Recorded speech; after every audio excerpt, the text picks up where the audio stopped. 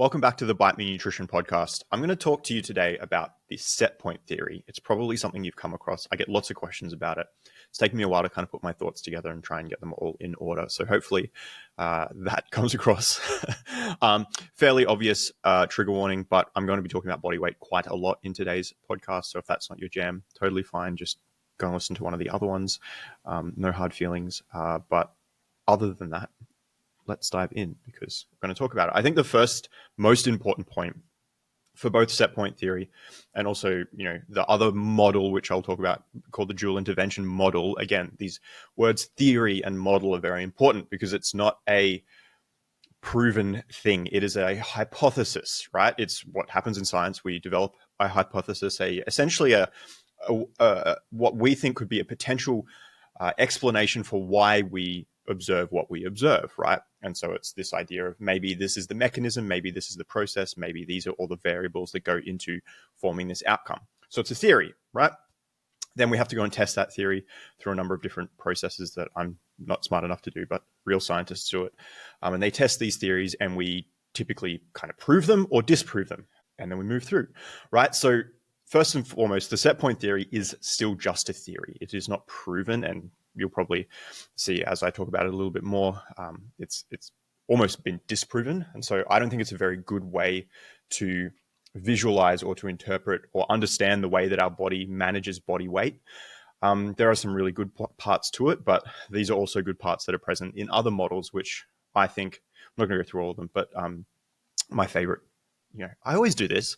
I always give the game away at the beginning of the podcast. Can't help myself. Anyway, my favorite is the dual intervention model, which again is still just a theory. There's still potentially parts of that model or that theory which we might debunk or disprove, or it may not fully describe what we're seeing. But I do think it does a better job of describing what we're seeing than the set point theory. So the set point theory is this theory of that you have a body weight set point.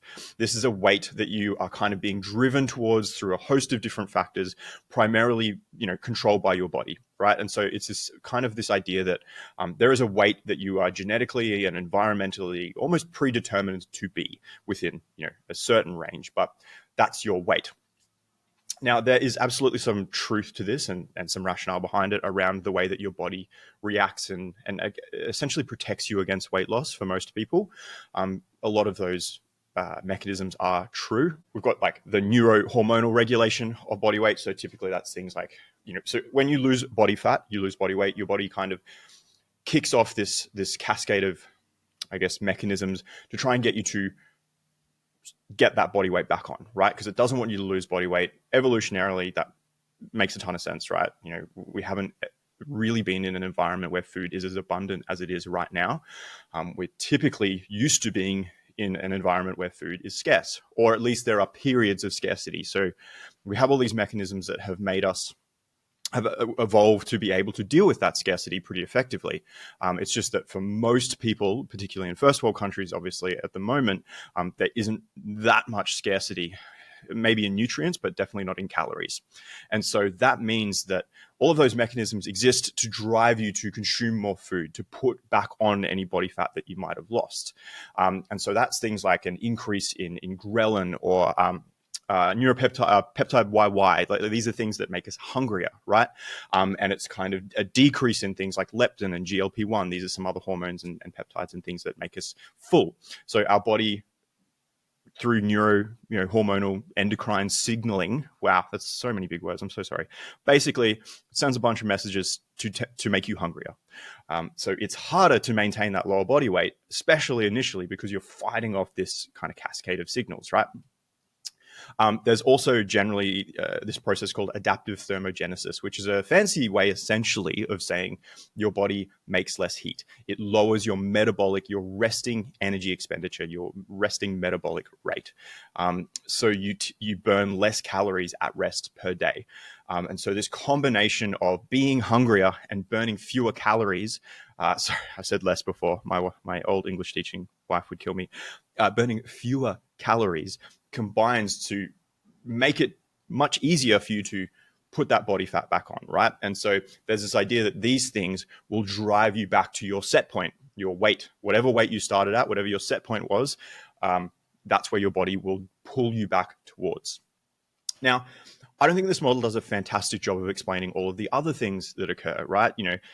Things throughout life like childbirth, menopause, certain diseases, just general aging, and then of course, outside of us, the obesogenic environment that we're in with easy access to high calorie foods and a whole host of other, marketing and messaging behind all of that. And so there's all of these other factors that are influencing our weight as well. So this idea that you just have this internal set point, I don't think is particularly helpful or particularly accurate. I think it explains a small piece of the puzzle, right? I've also, my other issue I have with the set point theory is I see it used a lot to kind of warn people off trying to lose body weight.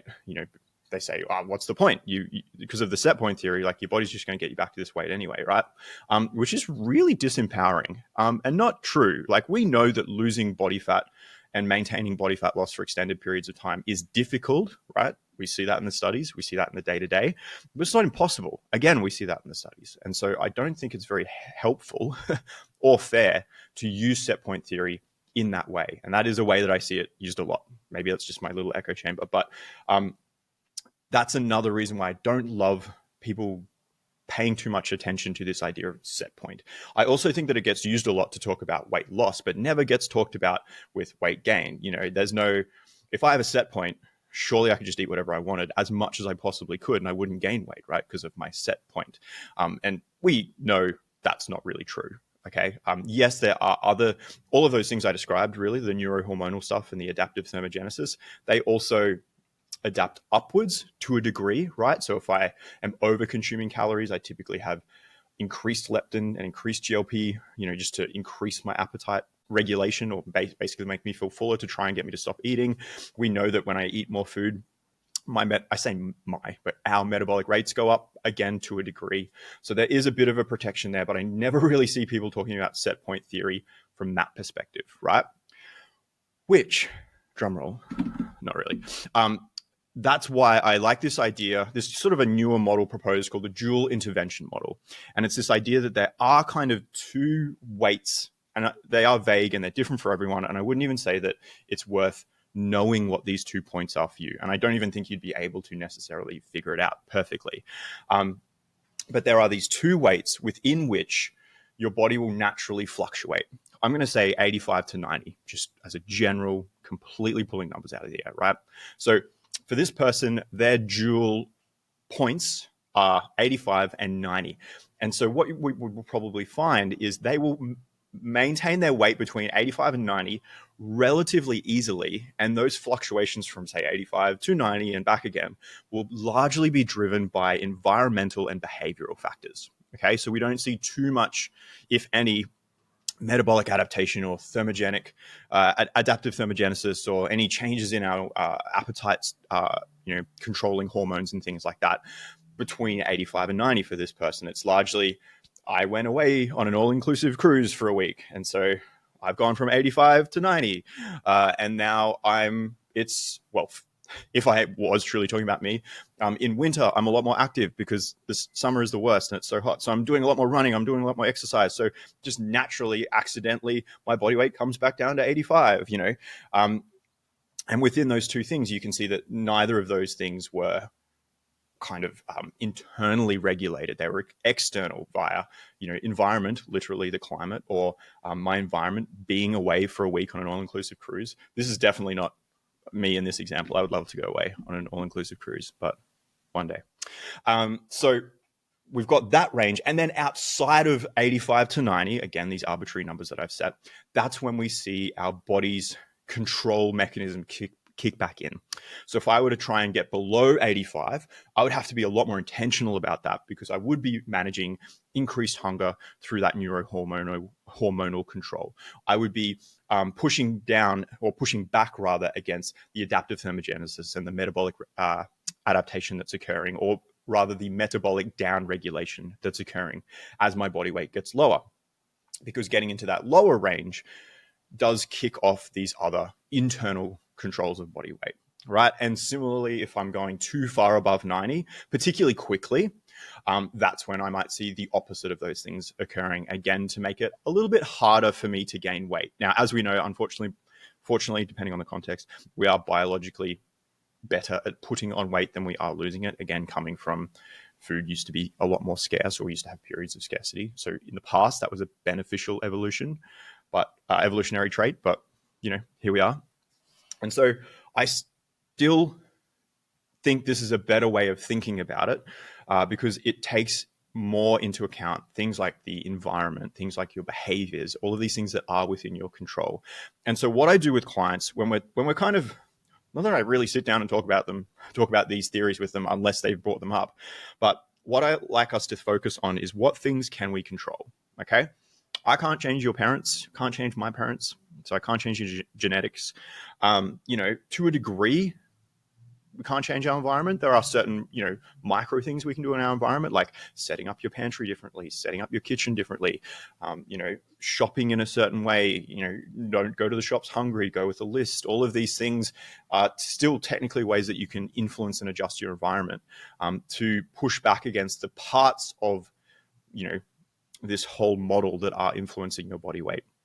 There are kind of ways we can make sure that we're minimizing metabolic adaptation, whether that be the size of our calorie deficit, the macronutrient composition that we consume, the length of time we're in a deficit, how many maintenance periods we have during that time.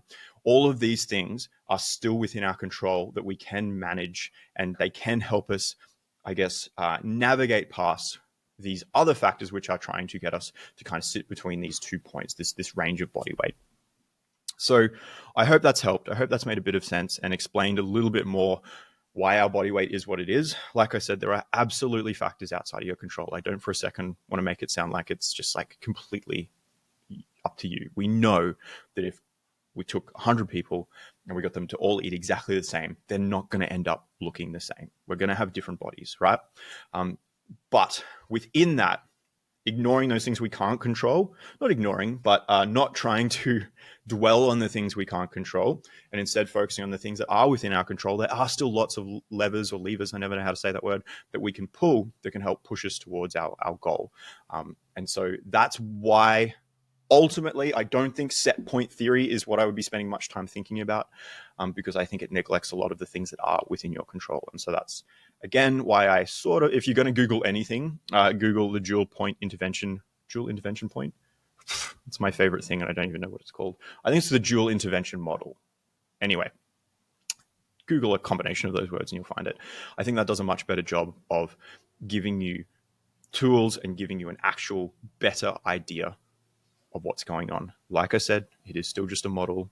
Potentially in a few years, we'll find a part of that model which is not appropriate, or it's not accurate, and we'll develop a new model. Again, I'm saying we, like I'm not going to do that, but there'll be a new model that is developed to try and fully explain what we're seeing. But I do think right now it's a really good model and a really good explanation of what we're seeing.